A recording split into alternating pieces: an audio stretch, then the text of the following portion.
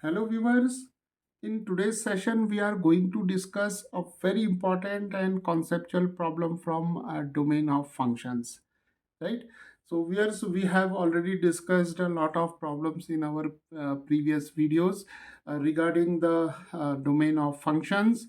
So here once again we are going to solve or to find the domain of an important function which is the sum of two functions, right? So here we have the function f of x that is equal to 1 over mod of x minus 2 plus sine inverse x minus 3 divided by square root of 5 minus x square, right? So here we'll find out the domain of this function f of x by using different concepts, right? So let us start. So now let us first consider this function, right? And let us call this function as g of x. So here we have 1 over mod of x minus 2, right? Now see here in the denominator we have mod of x minus 2, and we can very clearly see that for x is equal to 2, this function g of x is not defined, right? So here x is equal to 2 is not admissible because the g of x becomes undefined, right? So the domain of this function g of x is the set of all real numbers excluding this number that is 2, right? Because when we take x is equal to 2 in the denominator, then g of 2 becomes 1 over mod of 2 minus 2. So this is 1 over mod of 0, that is 1 over 0, which is not defined, right?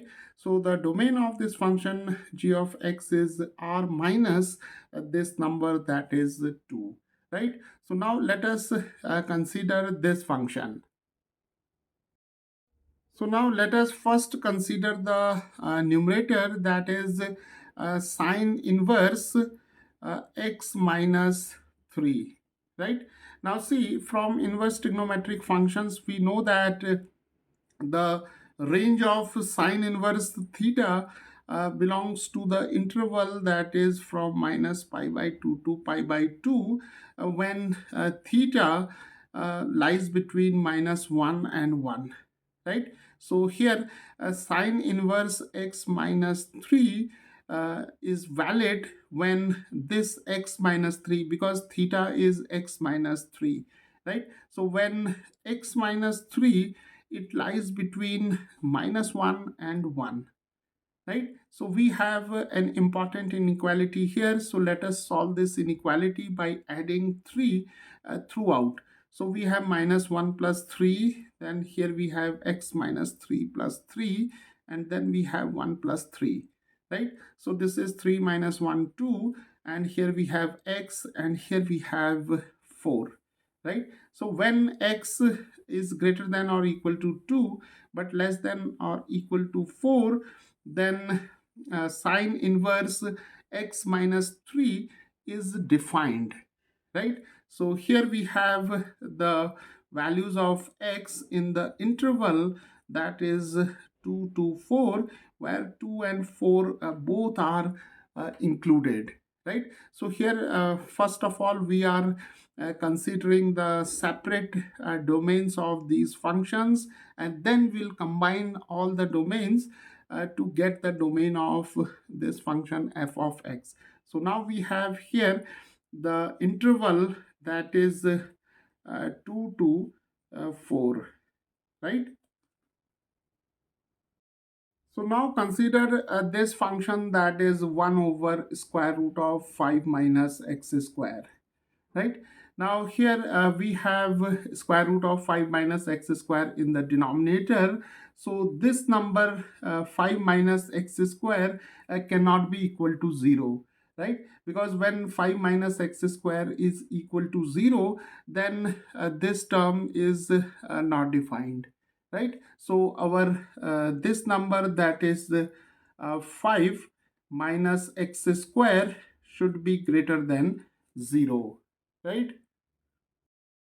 So now we should have 5 minus x square greater than 0, because inside the radical sign, that is the square root sign, we cannot have a negative number, right?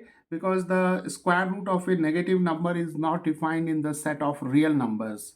So we have to take only the real numbers. So 5 minus x square should be greater than 0. So let us solve this inequality. So we have minus x square, and we can take 5 to the right hand side. So we have 0 minus 5. So we have minus x square greater than minus 5. Let us multiply both sides by minus 1. So we have x square. The direction of the inequality get reversed. Here we have 5, because this minus and this minus becomes plus. So we have x square less than the square of square root of 5, right? Now here I will make use of one important result. If we have x square less than, say, a square, then the value of x lies between minus a and a, right? So here the value of a is square root of 5. So utilizing this result, the solution of this inequality is minus root 5 less than x, and here we have square root of 5. So now we have the third domain. So here we have square root of 5, and here we have x, and here we have square root of 5, right? So now we have these three domains, right? And now we'll merge together these three domains to get the domain of f of x, right? So in fact, we have to find out the intersection of these three domains to get the domain of f of x. So let us first plot these domains, or represent these domains on the real number line to get a clear picture, right? So let us draw the real number line. So here we have minus infinity, here we have plus infinity, and then let us take the numbers here: 0, minus 1, minus 2, and here we can take minus 3. And then we have here plus 1, then here we have plus 2, and here we have plus 3, and here we have plus 4, right? So now let us first take this one, right? So here we have seen that the domain of g of x is r minus 2. So here we have the entire real number line except this number, that is 2, right? So here we'll make a circle to represent the fact that this 2 is not included, right? Now let us consider this one. So here we have the interval from 2 to 4. So here we have 2 and here we have 4. So let us draw a line like this. And here we can, here we have a bold circle, that is a dark circle, including or suggesting that these 2 points, that is 2 and 4, are included. Now let us consider this one. And here we can see that we have square root of 5, and we know that the square root of 5, it lies between 2 and 3. So we have minus square root of 5 somewhere here, right? So here we have that is minus square root of 5. So here we can write it, and then we have that is positive square root of 5, and it lies somewhere here, right? So we can now write, or we can draw the line like this. Here we have square root of 5, this is square root of 5, this is minus square root of 5, and we have a line like this, right? So now we have represented these three domains on the real number line, and now we have to identify the common region or the common values of x which satisfy the function f of x. So here one thing is important, that is minus square root of 5 and square root of 5 are not included. That's why we have drawn a circle over here, right?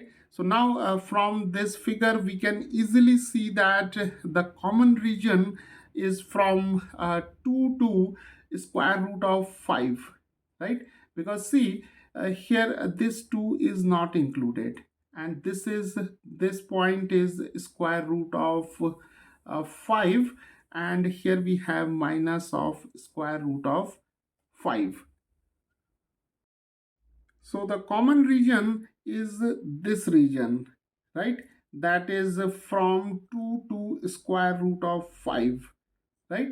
So this is the interval that is from 2 to square root of 5, because here we have 2 and this number is positive square root of 5. So this portion is the only portion which is common among all these three domains. And remember, see, here 2 is not included.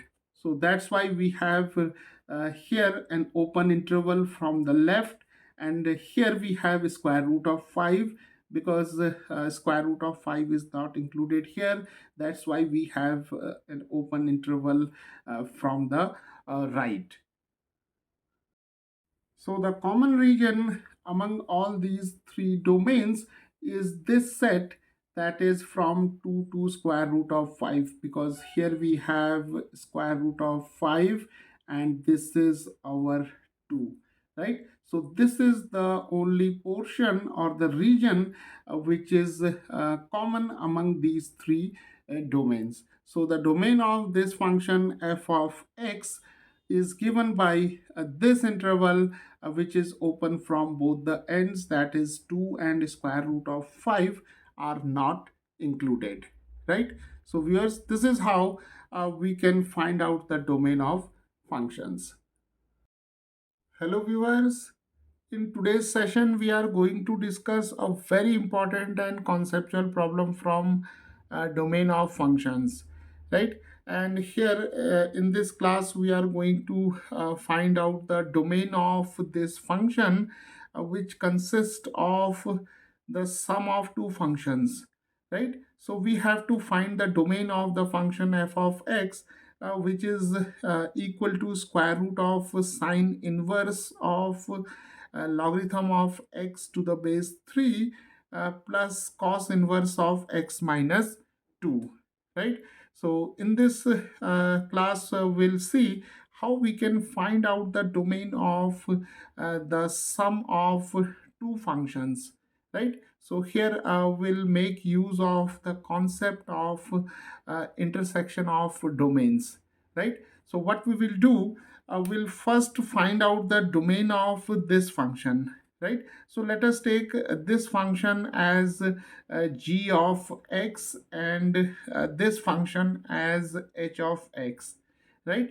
And we'll find out the domain of the function g of x, and let us denote the domain of this function by d1, and then we'll find out the domain of the function h of x.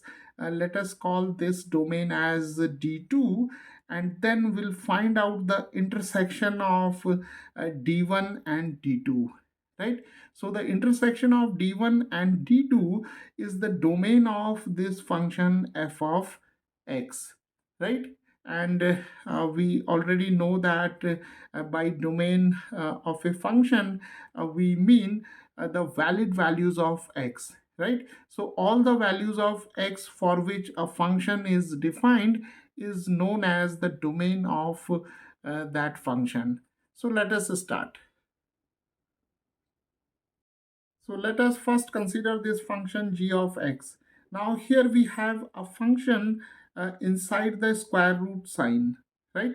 And we know that for the validity of this function g of x, this function which is inside the square root sign must be greater than 0, right? So we must have a sine inverse of log of x to the base 3 must be greater than or equal to 0, right? So this is the first step while finding out the domain of this function g of x. right? Okay, now see here, we have log of x to the base 3. So let us call this logarithm function as theta. So let us take it as theta. So we have log of x to the base 3 as theta. So we have this inequality as sine inverse theta is greater than or equal to 0, right? Now here we have the inverse function. Now see, from inverse trigonometric functions, we know that the principal value branch of sine inverse theta, it belongs to this interval, that is minus pi by 2 to pi by 2, including both these numbers, right? And this theta, it belongs to the interval minus 1 to 1. So it implies that theta must be greater than or equal to minus 1 but less than 1, right? Okay, now see, here sine inverse theta should be greater than or equal to 0, right? And here we are saying that this theta must lie between minus 1 and 0. So here we have minus 1, here we have 0, and here we have 1, right? So for sine inverse theta greater than or equal to 0, we have to take only this interval, right? Because when we take theta from 0 to 1, then only sine inverse theta must be greater than or equal to 0, right? So our theta must be greater than or equal to 0 but less than or equal to 1, and our theta is log of x to the base 3. So here we have log of x to the base 3, right? Okay, so now we have to solve this inequality.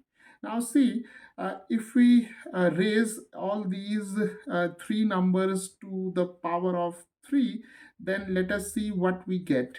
So we'll take the number 0 to the power of 3, then we have 3 raised to log of x to the base 3, and here we have 3 raised to 1.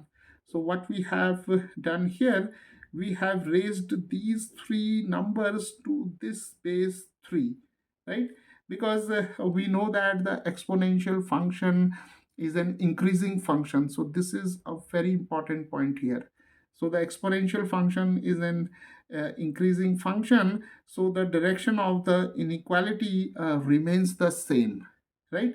And here we have 3 raised to log x to the base 3. So here we'll make use of this result, that is a raised to log of a, that is base a, x is equal to x, right? For all positive values of x. So here 3 raised to 0 is 1, and here we have simply x, because here this is 3, this is 3, so the value of a is 3, right? And here we have 3 raised to 1 is 3, right?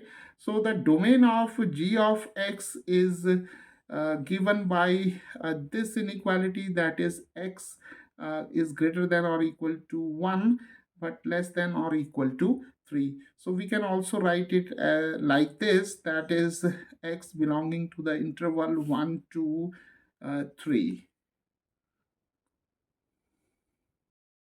So this is the domain D1, right? Now let us consider this function, that is h of x, which is cos inverse x minus 2, right? And here to obtain the domain of this function, we'll again make use of the concept of inverse trigonometric functions, right? So from inverse trigonometric functions, we know that the principal branch of cos inverse, say theta, it belongs to the interval, that is 0 to pi, provided this theta, it belongs to the interval minus 1 to 1, right? So these are all important concepts. So theta must lie between minus 1 and 1. So here theta is x minus 2. So we can now substitute here theta is equal to x minus 2. So now we have this inequality, right? And we can easily solve this inequality by adding 2 throughout. So we have minus 1 plus 2, so that we can get rid of this minus 2. So we have x minus 2 plus 2. Here we have 1 plus 2. 2 minus 1 is 1. And here we have x. And here we have 2 plus 1, 3, right? So the domain of this function is given by this inequality, and we can easily see that this inequality can also be written in the interval form, that is x belonging to the interval 1 2 3, right? So this is the domain of this function h of x. So here we have got the domain D1 as 1 to 3 and D2 as 1 to 3. So we can see that the domain of both the functions are same, right? So this is very interesting here. The domain of both the functions are same, that is the interval 1 to 3. So if we calculate D1 intersection D2, then this is the interval 1 to 3 intersection interval 1 to 3, and we can get the same interval, that is 1 2 3, right? So the overall domain of this function, which may be denoted by d, is given by this interval, that is 1 2 3, right? So if we express this domain in the number line, so here we have minus infinity, here we have plus infinity, then here we have say 0, then we have 1 2 and 3. Then this is our domain of this function f of x, including both these points 1 and 3, right? So this is how, by making use of all these concepts, we can find out the domain of these kind of functions.